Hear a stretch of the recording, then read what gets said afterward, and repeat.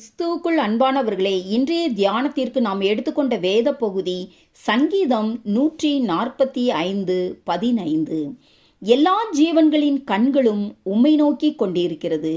ஏற்ற வேளையிலே நீர் அவைகளுக்கு ஆகாரம் கொடுக்கிறீர். இங்கு கர்த்தருடைய தயவையும் பராமரிப்பையும் பற்றி தாவீது சொல்லுகிறார். கர்த்தர் நம்முடைய வாழ்க்கையில் ஏற்ற வேளை என்பதை நியமித்திருக்கிறார்.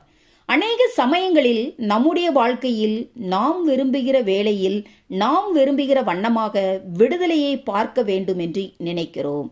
ஆனால் கர்த்தர் நமக்கென்று நியமித்திருக்கிற ஏற்ற வேலையை குறித்து நாம் எண்ணுவதும் இல்லை, எதிர்பார்ப்பதும் இல்லை. ஆனால் பிரசங்கி 3:1 ஒவ்வொன்றிற்கும் ஒவ்வொரு காலம் உண்டு என்று வேதம் சொல்லுகிறது.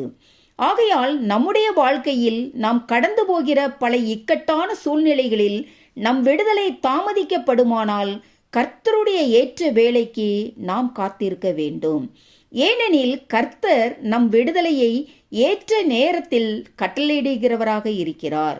ஆகவே நாம் தேவனுடைய சித்தத்திற்கு ஒப்புக்கொடுத்து அவருடைய நேரத்திற்காக காத்திருக்க வேண்டும். இதைத்தான் சங்கீதம் 104:27 ஏற்ற வேளையில் ஆகாரத்தை தருவீர் என்று அவைகளெல்லாம் உம்மை நோக்கி காத்திருக்கும் என்று சொல்லப்படுகிறது. அதாவது அவரை நோக்கி காத்திருக்கும் திமிங்கலத்திற்கும் அவர் ஆகாரத்தை கட்டளையிடுகிறார். இவைகளை காட்டிலும் விலையேற பெற்ற நம்மையும் நம் வாழ்க்கையிலும் தேவன் ஏற்ற வேளையில் ஏற்ற காரியத்தை செம்மையாக செய்வார் என்பதை உணர்ந்து நாம் காத்திருக்க வேண்டும்.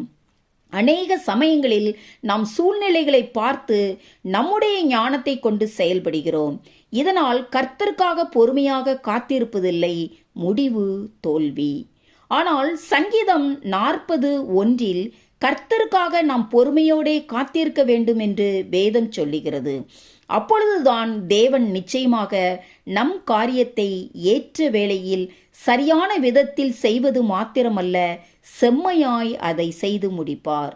என கண்பானவர்களே, கர்த்தர் நமது நினைவுகளை அறிந்திருப்பது மட்டுமின்றி நமது மேல் நினைவாய் இருக்கிறார் என்பதையும், தேவன் நமது தேவைகளை நிச்சயமாக ஏற்ற வேளையில் சந்திப்பார் என்பதையும் நாம் அறிந்தவர்களாய் கர்த்தருடைய நேரத்திற்காக அவரை நோக்கி பொறுமையோடு காத்திருக்க தேவன் தாமே நம் ஒவ்வொருவருக்கும் கிருபை புரிவாராக.